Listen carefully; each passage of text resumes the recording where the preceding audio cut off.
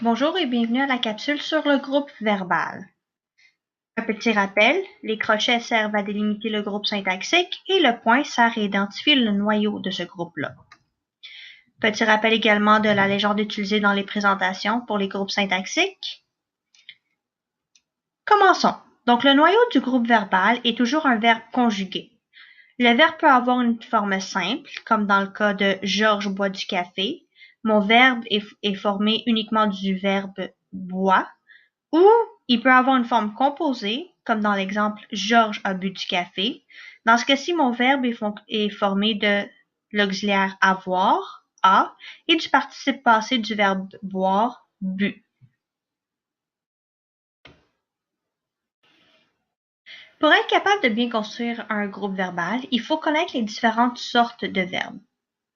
Donc, aujourd'hui, nous verrons 5 sortes de verbes que vous connaissez fort probablement déjà.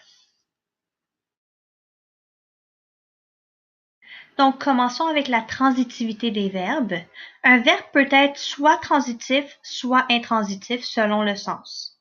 Tout d'abord, un verbe transitif direct est un verbe qui commande un complément direct, c'est-à-dire qu'il va avoir besoin d'un complément direct pour le compléter. Par exemple, Georges adore le café. Comme vous voyez, ce qui est souligné, le café est un complément direct puisqu'il n'est pas introduit à l'aide d'une préposition. Un verbe transitif indirect est un verbe qui demande un complément indirect. Donc, le complément va être introduit à l'aide d'une préposition. Par exemple, Georges va à la brûlerie. À la brûlerie, ici est mon complément indirect. Vous le voyez, il est introduit à l'aide de la préposition à. Ensuite, il existe les verbes intransitifs. Un verbe intransitif est un verbe qui ne commande pas de complément, c'est-à-dire qu'il est formé du verbe tout simplement. Dans ce cas-ci, Georges dort. On peut pas dire Georges dort le sommeil ou Georges dort, peu importe. C'est tout simplement dort, puisque dans ce cas-ci, le verbe ne commande pas de complément. Faites bien attention par contre. Tout dépend du contexte. Un verbe peut être dans un cas transitif direct, dans un autre cas intransitif, ou même transitif indirect. Si jamais vous doutez, référez-vous au dictionnaire. Vous pouvez voir ici un imprime écran de mon dictionnaire Antidote. J'ai cherché le verbe dormir. Par moment, il peut être intransitif, comme dans mon exemple de tout à l'heure. Dans un autre sens, il peut être un verbe transitif direct. Donc, vérifiez bien le dictionnaire en cas de doute.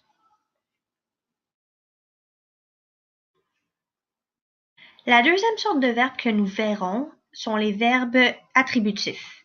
Cette année, nous verrons les verbes essentiellement attributifs.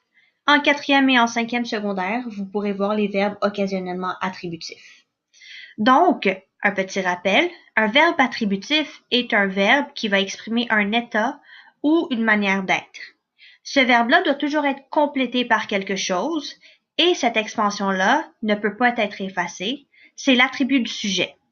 Par exemple, Georges semble satisfait de son café.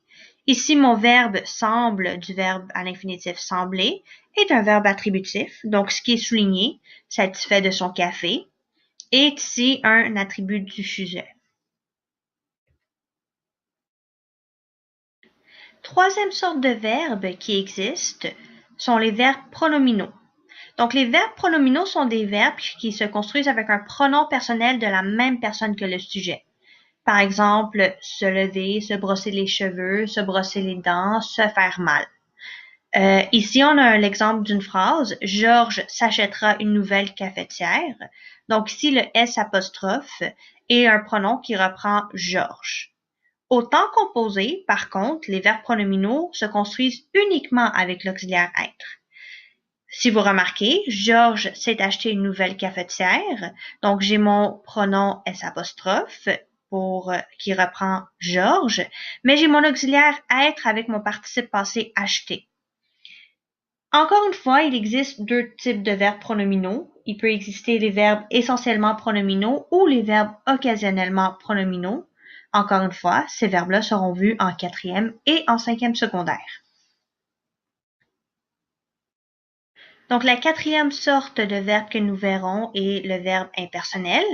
Donc, le verbe impersonnel est un verbe qui se conjugue uniquement avec le pronom impersonnel il. Donc, ce il-là ne représente personne.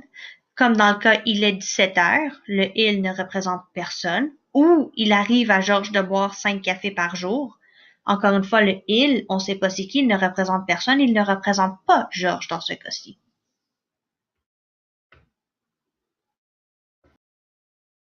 Enfin, nous verrons les verbes auxiliaires. Comme vous le savez déjà, il existe deux auxiliaires, avoir et être, et ces verbes-là servent à former les temps composés des verbes à l'aide d'un participe passé. Observons la première phrase. Georges est allé au café du coin. Ici, mon verbe est formé de l'auxiliaire être et du participe passé du verbe aller, aller. Dans mon deuxième exemple, Georges a reçu une nouvelle cafetière. Ici, mon verbe est formé de l'auxiliaire avoir, a, et du participe passé du verbe recevoir, reçu.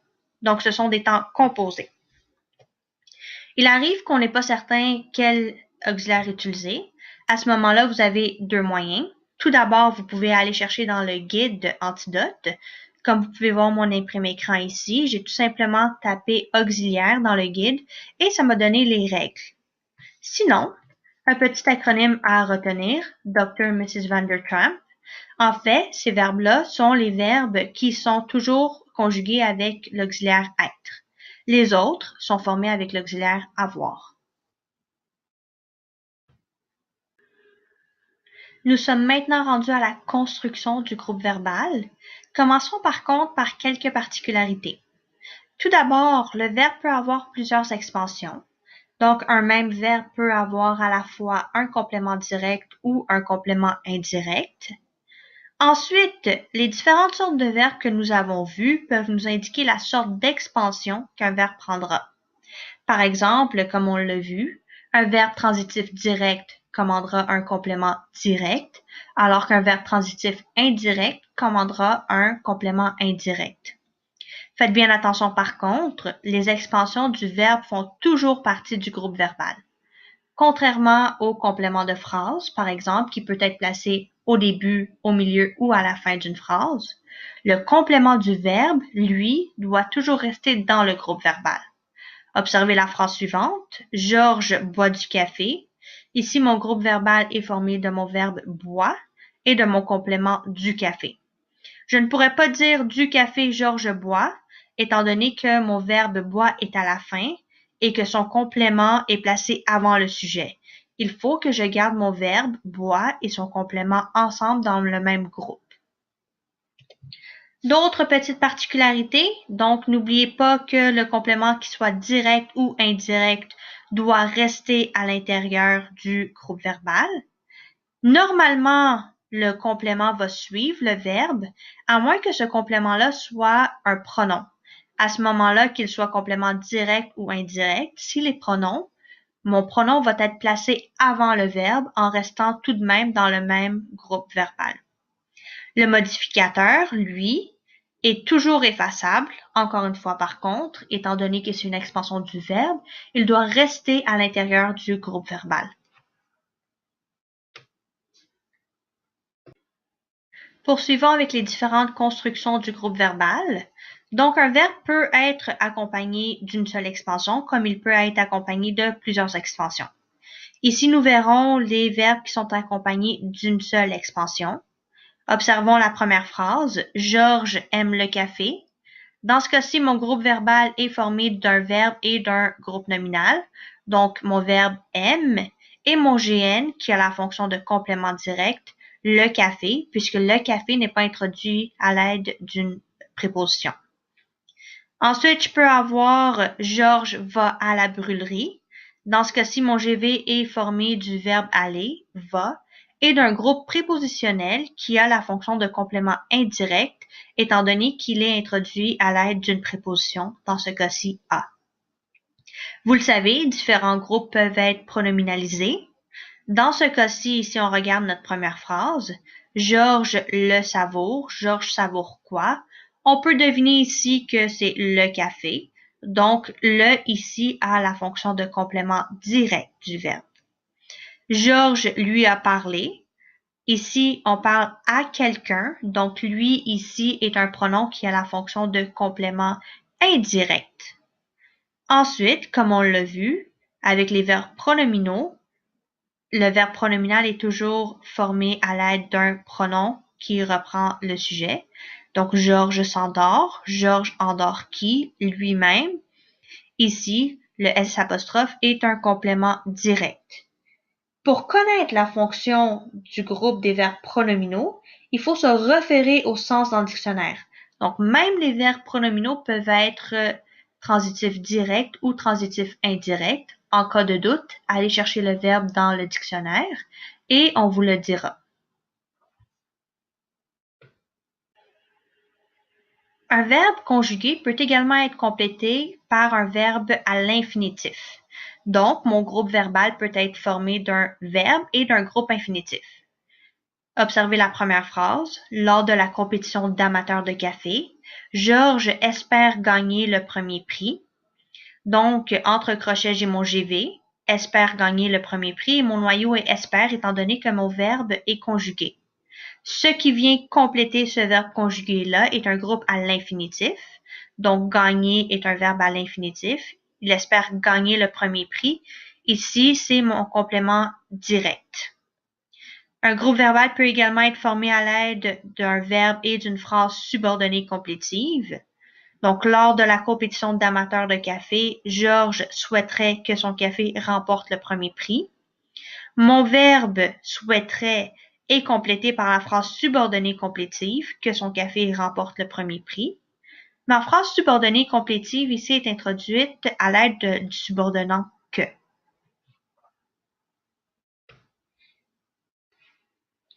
Poursuivons avec les différentes expansions possibles à un verbe. Donc, un verbe peut être complété à l'aide d'un groupe adjectival, d'un groupe nominal, d'un groupe prépositionnel, d'un groupe adverbial ou d'un pronom. Observons les phrases. Donc, ce café est délicieux. Georges est devenu agriculteur de café. Ce champ d'intérêt semble en pleine croissance. Le champ de café est très loin.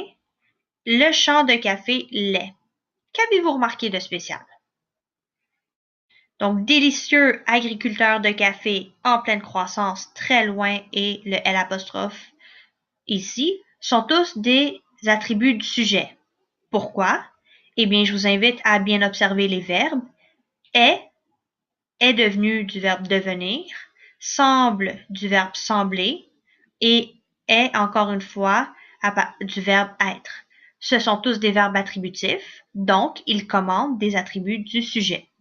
Un groupe adjectival, un groupe nominal, un groupe prépositionnel, un groupe adverbial peuvent donc servir d'attributs de sujet. Je vous invite maintenant à observer la phrase suivante. Georges dort paisiblement. Donc ici, mon groupe verbal est formé du noyau dort et de l'expansion, le groupe adverbial paisiblement.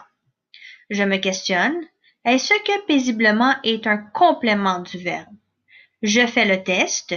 Est-ce que je peux enlever mon groupe adverbial paisiblement? Georges dort, point, ça fonctionne. De plus, paisiblement ici décrit la manière dont Georges dort. Je sais donc que paisiblement, ce groupe adverbial-là, est un modificateur du verbe et non pas un complément du verbe, puisque je peux l'enlever.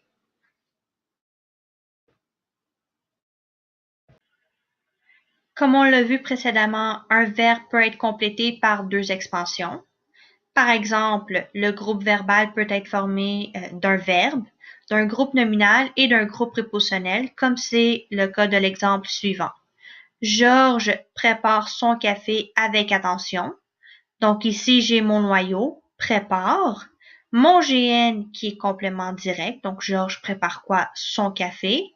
Et j'ai mon groupe prépositionnel avec attention, qui ici est un modificateur du verbe. Faites bien attention, je peux très bien dire Georges prépare son café. Donc je sais qu'avec attention ici, puisqu'il peut être enlevé, il est modificateur du verbe.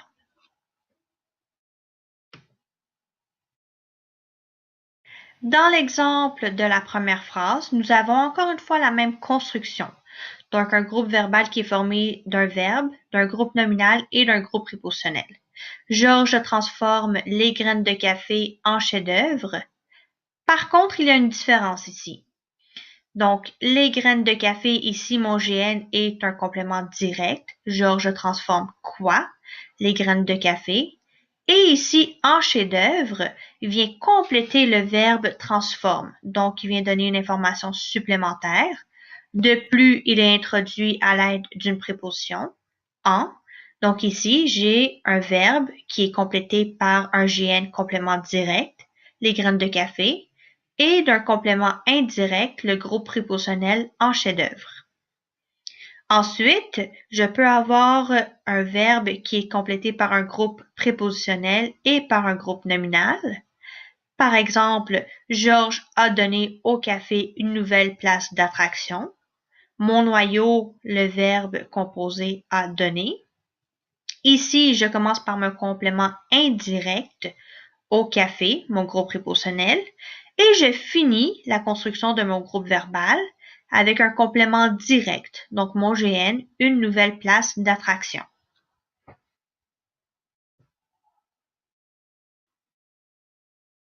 Enfin, un verbe peut avoir même 3 expansions différentes. Par exemple, il peut être complété d'un GN, d'un Gprep et d'un deuxième Gprep. Par exemple, cette navette transporte les visiteurs des champs de café à la brûlerie. Donc, j'ai mon noyau, le verbe transporte. J'ai mon complément direct, donc cette navette transporte qui? Les visiteurs. Et mes 2 compléments indirects, d'un endroit à un autre, donc des champs de café, mon premier Gprep complément indirect, à la brûlerie, mon deuxième Gprep complément indirect encore.